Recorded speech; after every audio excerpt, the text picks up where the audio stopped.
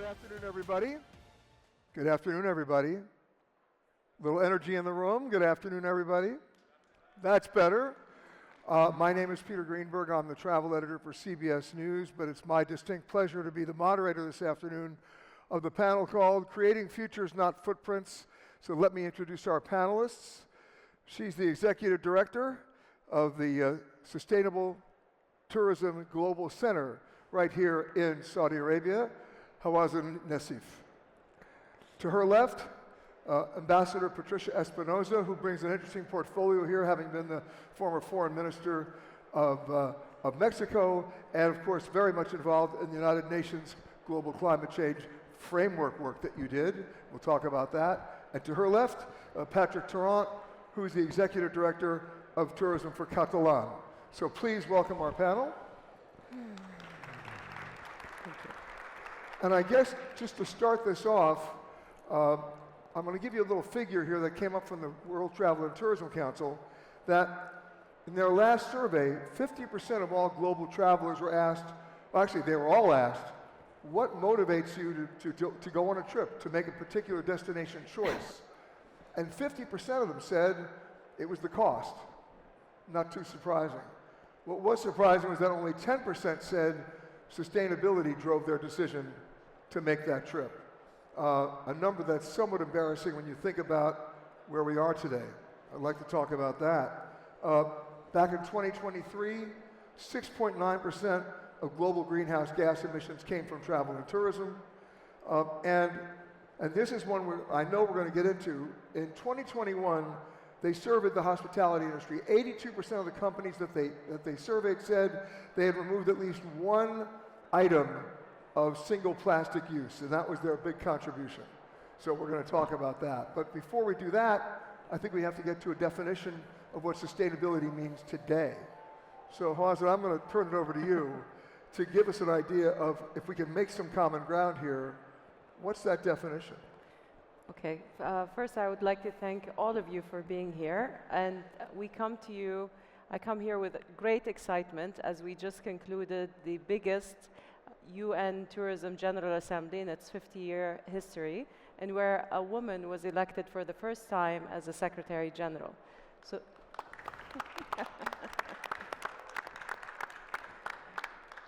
this really, to me, signals the future of tourism, the industry, and how it is moving towards a more inclusive, sustainable, and innovative industry. Now, as we focus more on sustainability, we've heard many definitions over the years as to what sustainability is to different people. But to me, it's what I came to after many, many years working in this space is it is about resilience. It is about the value it generates within a community, and that's financial value, economic value, social value, and so on. Environmental preservation is key, but also as it has to be done in a way that takes into account the interest of the communities that live in those areas. And as you and me discussed previously, there's no one solution, so a one-size-fits-all never works. We work on global solutions, but we need to customize for local realities. Of course, there's always the argument about, is sustainability a cost item or is it an opportunity for investment? And we've gone from cost a long way. We're now beginning to enter the idea that it can be a really good investment. Correct. Yes, absolutely. I mean, sustainability, in my opinion, is not sustainable unless it generates financial value alongside social progress and well-being and environmental responsibility. So we need to find that balance where we take all these different factors into consideration. And once you find that, you will find that the communities and the investors and the private sector and the public sector all come together. Well, the communities end up driving it. Exactly. And you create those win-win scenarios where everybody sees the value in investing in sustainability and also in preserving their environments. Can you give me an example? Many, actually. But for example, Bhutan is one of or maybe the only carbon negative or carbon neutral country in the world, where 70% of it is covered by forest. and it still maintains this beautiful, attractive tourism sector, which is actually one of the most sought after among a lot of people that I speak to in the world, because you feel good about going to the country. So you're going there, and at the same time, you're contributing to the well-being of the economy, of the environment, and so on. So I think. But you're also conscious of doing that. Of course, and they do have expenses and costs related to tourism, and people pay that when they go willingly because they know it's going to a good place where it's helping this country continue to grow and maintain that beautiful nature that they have. About 10 years ago, if I stayed at a hotel, most of their contribution would be putting a card on my bed, which I used to laugh because it was plastic, saying, please help us save the environment by not washing your bath towel. Right? We Yes, remember those cards. Of course. And then later on, it was removing plastic straws. But that's just this much, isn't it? It is. I think that's what we see, and that's some of the visible things, and potentially the impact is not the biggest. There could be better things to do, but I'm not discounting that this does create awareness, and it does create a feel-good effect, and with that we can engage with communities to do more, and with actually the customers of hospitality. Unfortunately, hospitality is responsible for 28% of food waste globally, which to me is a scary number. And that's easily fixable. It is easily fixable through just planning better, operating better, and also raising awareness about efficiency and about hunger in some places as well, so that that consciousness grows. And it is a business imperative as well. Businesses will become more profitable if they waste less food. So it's a business imperative, but it's also, I think, an ethical imperative that we address food waste in hospitality. But you also have to not just educate the businesses, you have to educate the travelers. Absolutely. Without beating them over the head. 100%. Otherwise, you lose them. Yes. I'll give you an example, going back to that card on the bed. I was a cynical person about it. I said, oh, they just want to save money. This has nothing to do with saving the environment. And then the bellman said to me, can I take you somewhere? And he took me downstairs, back of the house, and showed me the laundry. And when I saw the amount of phosphates they had to use for every towel, I was able to connect the dots. But it was only when I saw that I became converted. I mean, what's wrong with saving money when you're also saving the environment? Again, win-win. Let's save both.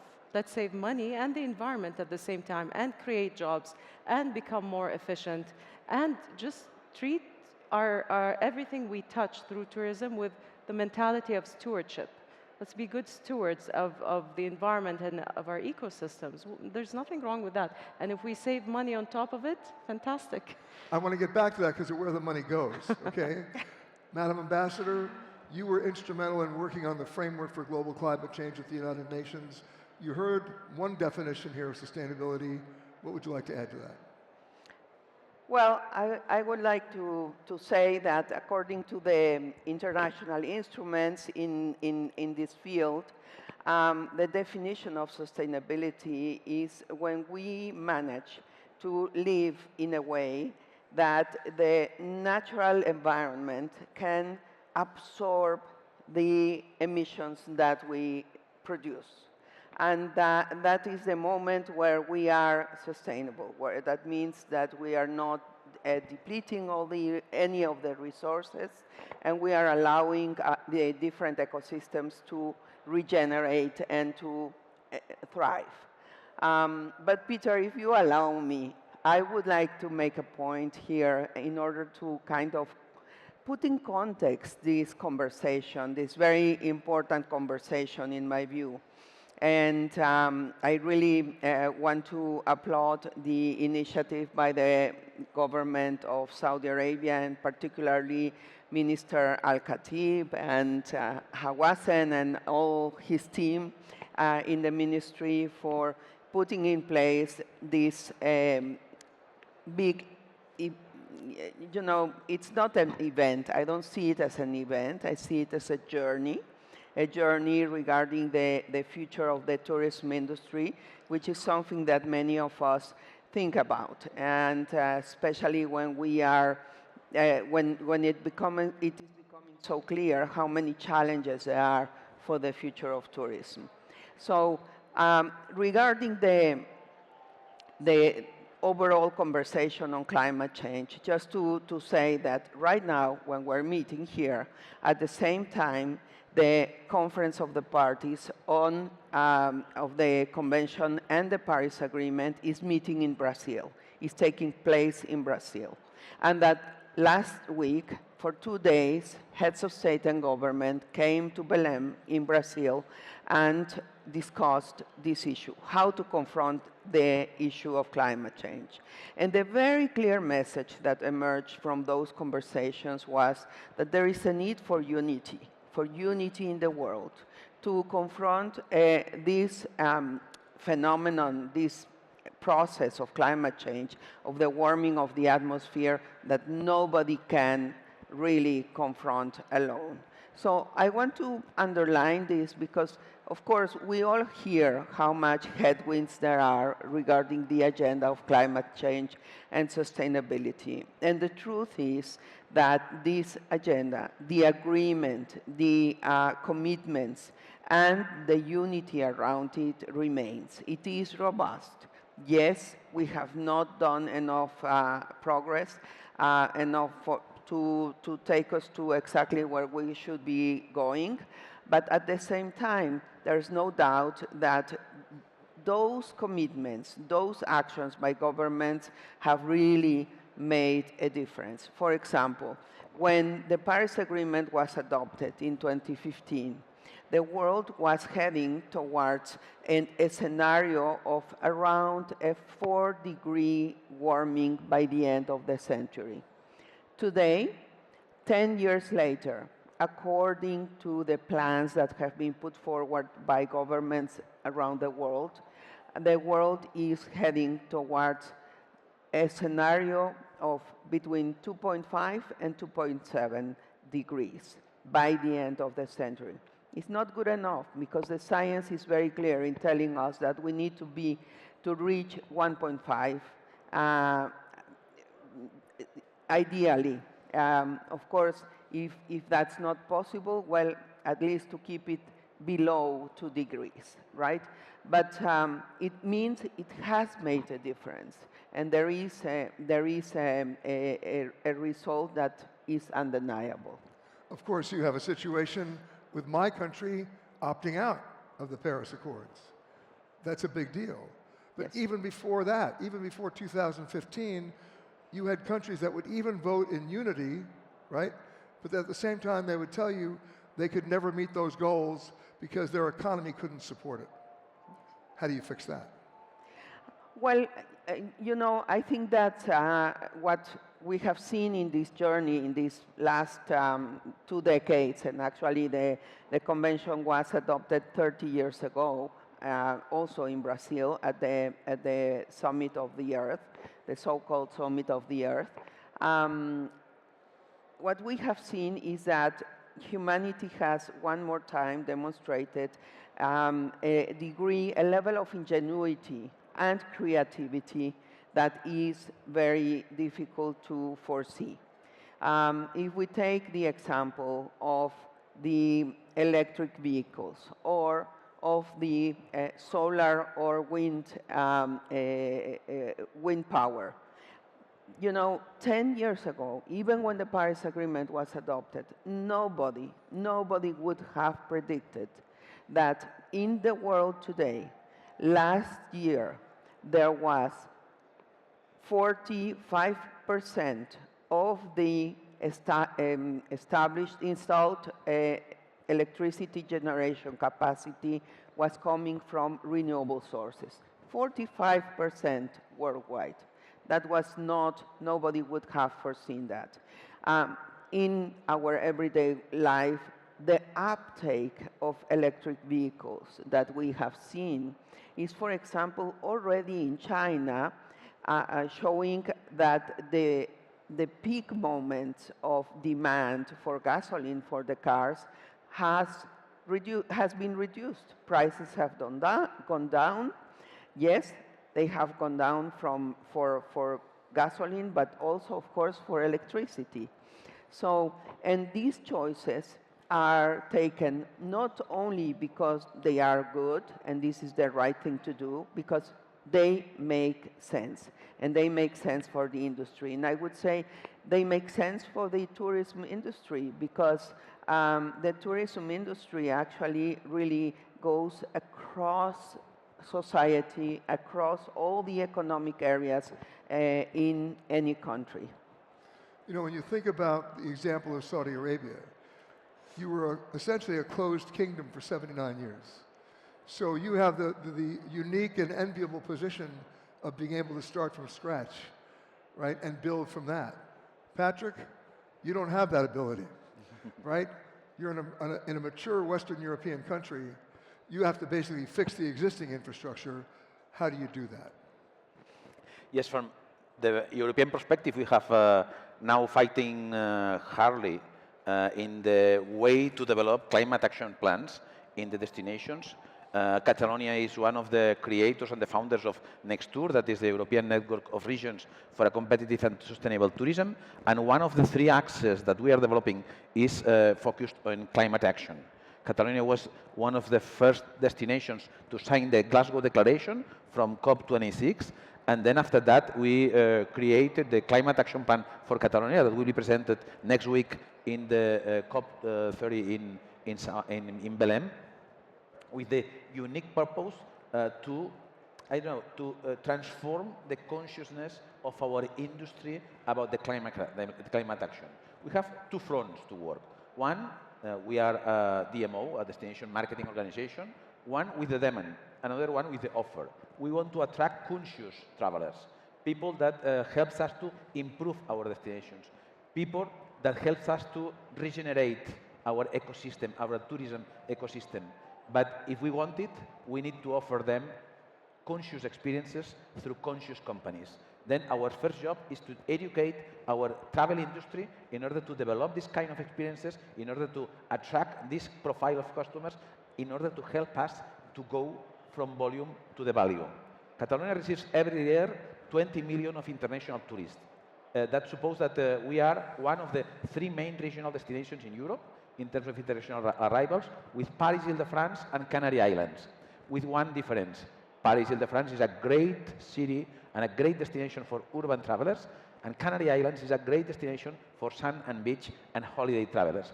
Catalonia is a mix of everything, and we have the opportunity to develop our diversity in order to attract people and to emphasize the loyalty of these people to our destination. But we need to have it with this consciousness and with this capacity to transform the behavior in destination. In this way, we are working, for example, why not, in reduce the consumption of water. You know that Catalonia suffered the last year the hardest drought in the history. Yeah. Now in Barcelona it's raining even more than in London this 2025, but last year it was dramatic. The measures that the government adopted in order to fight against the drought was for residents, but not for visitors. That suppose that the social sustainability of tourism is in risk, because residents could ask, why are we suffering restrictions and the visitors not? That's fair. That is the tourism model we want for the future. At the same time, there are visitors that consider that they could help the destination. They could be responsible of the different fights that the destination has. And then they prefer to be affected by restrictions in order to be part of the community. They want to be considered as a temporary residents. And the temporary residents have rights, but duties. In these duties, they help them to be part of the destination, be part of the global community, and not be considered a part of that. Then let me link the social sustainability and the environmental sustainability, because for me they are absolutely linked. You know, if you take a look at, you mentioned volume. I want to talk about that. Yeah. So many ministers of tourism either sink or swim based on their numbers, right? How many people visited, right? Everybody tells you how many million people visited, right? Your own Minister of Tourism this morning, right? Yeah. Talked about 94 million people, right? So how many people visited? How long did they stay? How much money did they spend? But therein maybe lies your problem too, in terms of educating those visitors as to their imprint, their impact, what they can do to help, right? So now we're at this threshold moment between that number and managing it. How do you manage that at the same time? Because you have the private sector that has to be educated. You have the public sector, the policymakers that have to be educated. And then you have your visitors. So what kind of planning goes into that? For sure. Catalonia is an example for both as a successful destination, but with some mistakes in our history that are now pushing us to adopt measures in order to improve it. We need to... How has your planning changed? Yeah. We are planning. We need, first of all, planning. For us, planning is the measure and the first element that we need to manage in order to improve our destination. One of the mistakes in the past was doesn't have planning. The first marketing and strategy plan was created just in Catalonia 20 years ago. That's too late because our tourism in our destination started 130 years ago. And it's for this reason that now we are managing a situation that is so complicated to transform. But we think that we have opportunities. We have opportunities because 91% of the international arrivals are concentrated in a strip from 15 kilometers from the littoral. That's supposed and that's it? Yeah. Wow. Yeah. And that's supposed that the rest of the land is just 9% of the international arrivals. We have an extremely rich destination that can help us to transform, to distribute, to spread the flows of tourism among our land. We have plenty of options: gastronomy, wine tourism, sports, nature, activities, snow, everything. But that's hidden to the international eyes. It's just for the domestic travelers. We need to show that. We need to explain the message we have as a destination and the opportunities we have in these other parts of our land. This, in the past, we were measuring sustainability with 4 metrics: seasonality, concentration, diversification, and expenditure. Now we are including 4 more metrics. One is the balance between residents and visitors, the capacity to, to give well-being to the community through the values of traveling. The second one is sustainability. But have you established that balance? Yeah. 35% of the Catalan people in the last survey are against tourism, but not against tourism, fighting against tourism. Consider that tourism is affecting negatively to their quality of life. There are 2% that consider that we need to reduce the volume of travelers. The rest, the other 30% that consider that they're suffering the effects of tourism, consider that we must to promote tourism because we have enough. We don't need to grow. We need to maintain the level of tourism, but not grow. But there are 2% of people that consider that we must go back and we must reduce the volume of arrivals. And that's important because we are monitoring every 2 months this index, and the evolution, I think that is, is a risk for the sustainability of our model. And we need to change it. It's not an option, it's a condition to the survival of the future. But therein lies the double-edged sword between economics, right? Yeah. Look at the GDP figures. You know, you're hurting yourself on one end to achieve something else on the other. Yeah. I don't think, and I'll open this up to discussion, I don't think you can punitively legislate control of tourism. Look what happened in Venice. They put a €5 fee to tell people that if you don't have a hotel reservation here, you can't come, right? Or you have to pay the fee. What happened? They all came and paid the fee. So then last year they doubled it to €10, and they still came. It generated some revenue, but had no impact on what you're talking about. When we're talking about metrics, how can we measure the prosperity or the quality of life of our destination? In the past, we used to use exclusively GDP. Now, and following the example of Costa Rica, for example, Michael Green, that is a councillor of the government of Costa Rica, suggested the government of Costa Rica to measure with the Social Progress Index. That is a metric that is a combination of different elements that are including, for example, the satisfaction of people about tourism. Are you satisfied? Are you in harmony with your community? Are you well in your community, in your city, in your next tour, we created the Barcelona Declaration, better places to live, better places to visit. Because we consider if we don't have good cities or good destinations to live, it will be impossible to maintain it as a good destinations to travel. But as I'm, Yes, go ahead. I don't know if my mic is working. Is yours on now? Is my mic? Yeah, Yes, it's it is. working now. Okay. So as I'm listening to you, it sounds to me that you need a license to operate within that community almost. So unless you get that community to feel the value of tourism, you will have that negative reaction. But to me, travel is one of the most beautiful human experiences that there is. Travel, it promotes tolerance, humanity, harmony, acceptance, diversity. And the story of tourism is a story of growth. I mean, we just concluded, as I said, the 50th anniversary of the UN tourism. And as you look at how much more people are traveling and to more destinations and the awareness that is in the tourism industry, it's fascinating. And I think as we grow, we need to understand that with growth, growth has a multifaceted impact on travel and on tourism. And we need to understand that there are opportunities, but there's also risk. And we need to manage those risks, such as over-tourism. But I want people to travel more. I want this industry to grow, and I think the more people travel, the more harmony and peace we'll have in the world. But how do we do it responsibly? How do we do it in an orderly manner? How do we do it also efficiently so that as we grow, we don't negatively impact the ecosystems that we interact with, and hence the challenge and the opportunity. And during this UN General Assembly, the UN Tourism adopted the Riyadh Declaration for the Future of Tourism. And I think this is the most important discussion that we should have today. Where is tourism going in terms of technological advancement, in terms of sustainability, in terms of inclusivity, and accessibility is a big factor. We want tourism to be open to all and everyone, equitable tourism.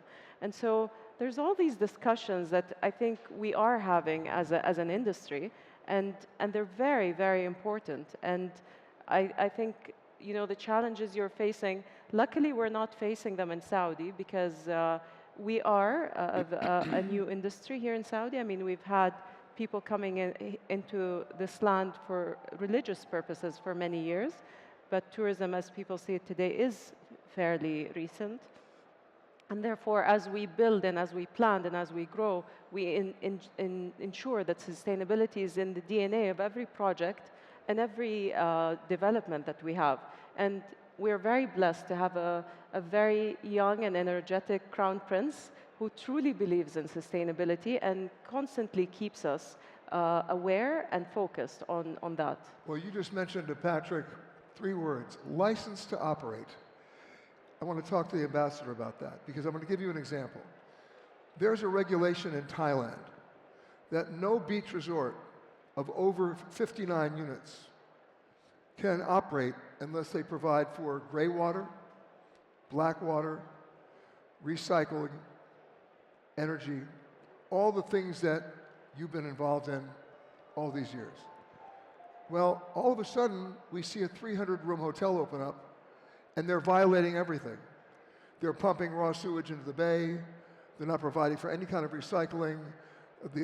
On every different aspect, they're violating it. Why? Because they thought it was a great idea to sell parcels to individual owners of 58 units so they could get around that regulation. So from a governmental point of view, Madam Ambassador, what's the solution there? Well, actually, it's really, it's a lot about how you interpret those international commitments that you take and translate them into your national regulations, because the implementation of those commitments has to happen on the ground, in the communities, in the destinations. So some countries sometimes just think that they can interpret it in a certain way. But the real issue, in my view, is really to acknowledge fully the fact that sustainability is not a choice. It is a question of survival. And so if you are investing in any kind of industry that is not sustainable, be it because of water stress, because of droughts, because of floods, whatever it may be, then your investment is not really safe. That's not a good investment. And for that, I think we do need to change our mindset in how we assess risk. If we assess risk against the current situation, we are really making a big mistake because we already know, science is already telling us that the projections for the next 10, 20, 50 years are so and so. And they may change over time, and hopefully they will. But for now, if you are serious about it, you really should be looking at your assessment of risk according to those scenarios. So Risk actual and real risk, like the real risk, the actual cost of risk is, I think, what Ambassador you're referring to, as opposed to the perception of risk. Yes, right? No, the real risk. And the fact that, I mean, if we look at some of the figures, right? In the Caribbean, for example, where so much investment from many different places has been going to.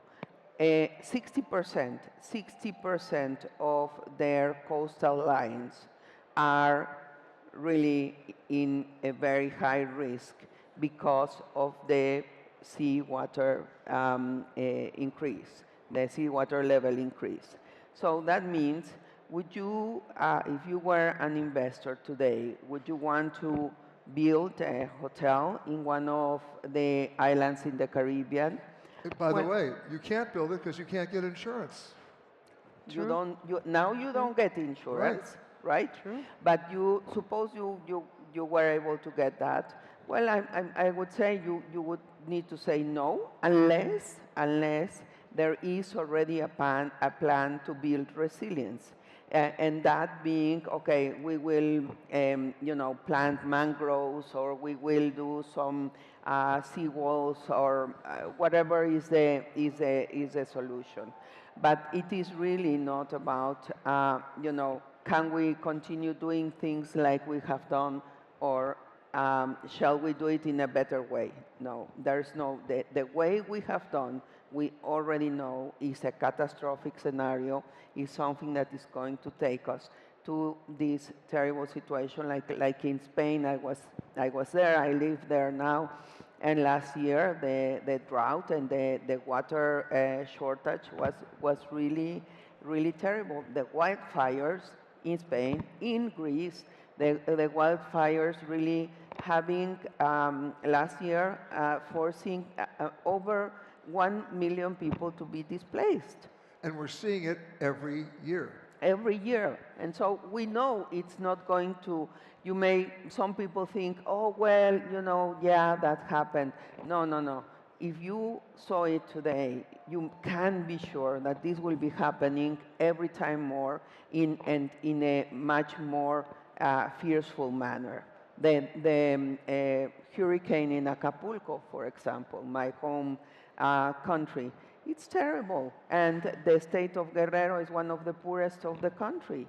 So what does it mean? That climate change, the effects are really, really exponentially increasing the vulnerabilities and the situations of stress that we already have in so many areas in our societies. So let me ask all three of you this question, because it gets back down to what I started talking about at the beginning, about the definition of sustainability. Have we reached an inflection point where our approach to sustainability has gone from reducing harm to regeneration? You know, I want to, as we are getting towards the end of our panel, I want to I'll end. be the judge of that. Really? Yeah.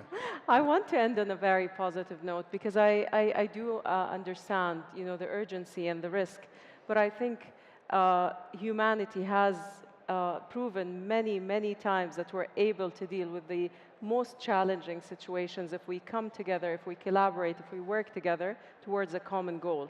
And so travel, tourism is one of, again, the most beautiful things that anybody can experience.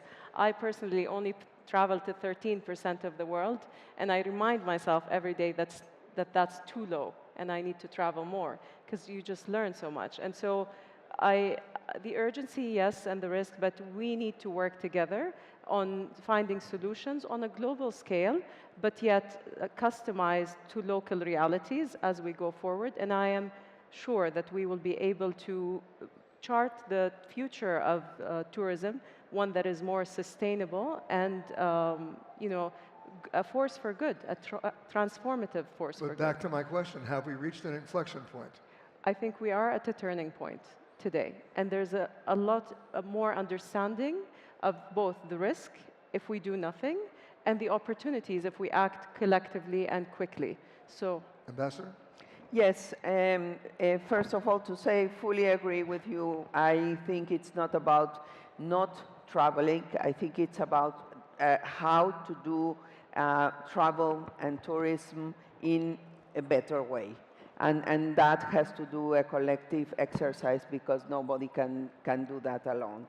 Having said that, well, you know, the IPCC, according to science, has already established actually the objective to the end of the century that was set under the Paris Agreement means that we will be avoiding the worst consequences of climate change, which means, yes, in some areas, some ecosystems, some damages that are there are not going to be recovered.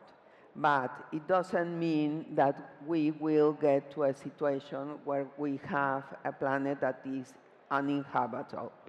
So we need to be able to take care of this in order to what? For humanity to be able to continue to thrive and to be able to continue to work and have these wonderful exchanges with so wonderful people all over the world. Patrick? In my opinion, the time for sustainability is over. Now it's time for regeneration. Because sustainability helps us to maintain the situation as is now. But we need to improve it because we need to arrange, we need to change, we need to transform the destinations, we need to transform the global ecosystem in our industry, but not only in our industry. We need to transform our communities and our lands. Tourism has a transversal effect everywhere. We need to have analysis about the impact, not only in the travel industry, but in the others. We need to attract flows of tourism that helps us to give a good impact in the land and a good legacy for the future. It's for the reason, for example, now in Barcelona, we are attracting Mobile World Congress. Why we are attracting events like Mobile World Congress? Because that helps us to develop economies that helps us to improve the quality of life and the prosperity of the whole community. But it doesn't make sense to attract events where the legacy is nothing, just to have full hotels and venues and restaurants and not. We need to attract events that helps us to improve other sectors that are important in our community and that can receive the global effects and the positive effects, not only in the travel, in the corporate or MICE industry, in the travelers for other motivations for leisure as well. Gastronomy. This year, Catalonia is celebrating the World Region of Gastronomy. Last year was here in Saudi, another Saudi region, celebrating the year where was global World Region of Gastronomy. That helps us to improve the agro-food industry, the producers, to retain people in the land, because one of the elements that is a great risk for us is to lose people, to concentrate 100% of our citizens in the cities. We need people in the land, we need people in the mountains, we need people helping us to, to have food for the future, because in our avenues, in our squares, we don't have any option to eat nothing. Then we need producers, we need to preserve the landscapes, we need to preserve the nature. We have a nature that is managed by people, and we need these people there. And for this reason, we think that we need to manage it in a global perspective. The planning is not the planning for the destination anymore. We need to planning the global land and the global community. Well, let's go full circle now to the final definition of sustainability, and that's to sustain an on-time conference here at TOURISE. So would you please join me in thanking our panel? Thank you. Thank you so much. Should we do